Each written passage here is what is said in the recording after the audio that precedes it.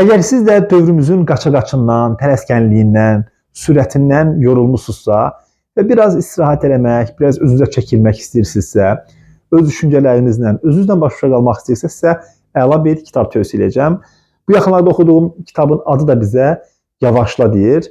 Türkiyəli müəllif, psixoloq Kamal Sayar tərəfindən qələm alınan bu kitabda 50-yə yaxın müxtəlif məqalələr, yazılar var.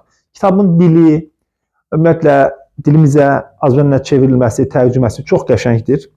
Kitabda olan hekayələr hərəsi təxmini 3-4 səhifə, 3-5 səhifə aralığındadır. Yəni rahatlıqla oxuya biləcəksiniz.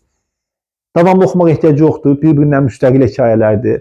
Əgər siz hətta bu kitabı kitab oxuma vərdişi olmayan insanlara da hədiyyə edə bilərsiniz. Və eyni zamanda masaüstü bir kitabınız ola bilər. Hər gün açıb bir hekayə oxuya bilərsiniz.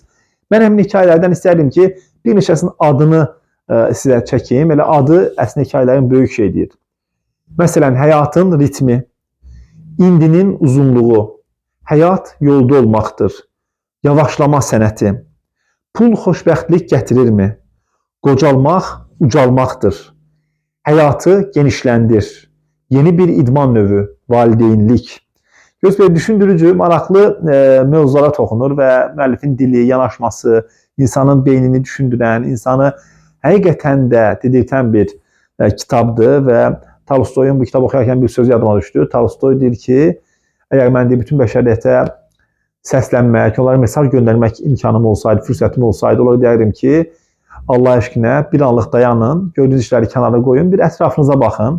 Bu kitab da bizə həm ətrafımıza, həm də öz daxilimizə baxmağa kömək edəcək. Kitabın qiyməti 11 manatdır. Mimta yayımları tərəfindən nəşr olunub. Əminəm kitabı çox bəyənəcəksiniz.